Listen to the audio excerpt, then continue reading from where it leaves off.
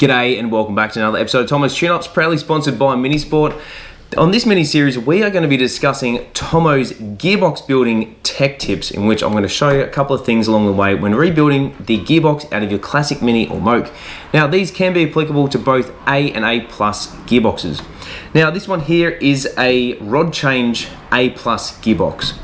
At the bottom, you can see a hole just here, which is where this pin goes in. We have spoken about this previously on another episode of Minisport in which this seal needs to go on.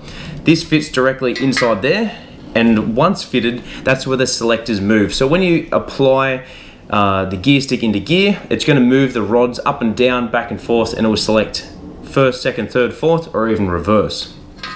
Now, why is it important to take this out when rebuilding it? Well, for a couple of reasons. One, you've got to make sure the entire gearbox is clean internally. Two, you want to get it blasted, whether it be sandblasted or whether it be soda blasted. And three, there is an O-ring that needs to be fitted underneath here.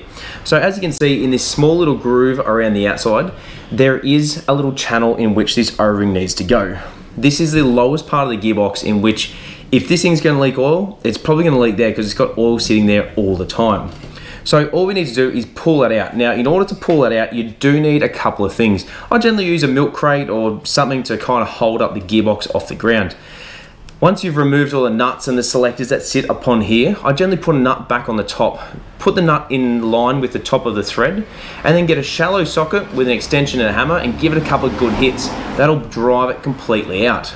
Now, it is going to be fairly tight to begin with. If it hasn't come out in quite some time, chances are it's probably going to take quite a few hits. You probably want to use something like a dead blow or a soft face mallet to be able to apply the pressure you need, but without damaging anything. Now, the reason why I use a socket, a nut, and an extension is that way you don't damage this thread. If you damage a thread, you got to put it all back together, you'll find that you'll cross-thread it, you'll damage it, it'll snap, it'll break, it'll just create a world of pain.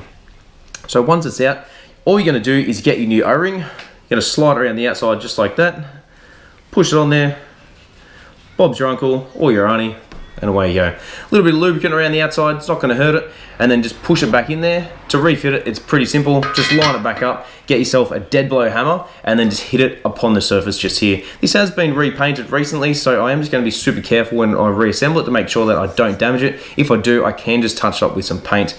Once it's back in, you're then ready to rock and roll. Now, this is only available for the rod change gearbox. So keep that in mind when you're doing your next gearbox, and I'll catch you on the next episode of Tomo's Tune-Ups.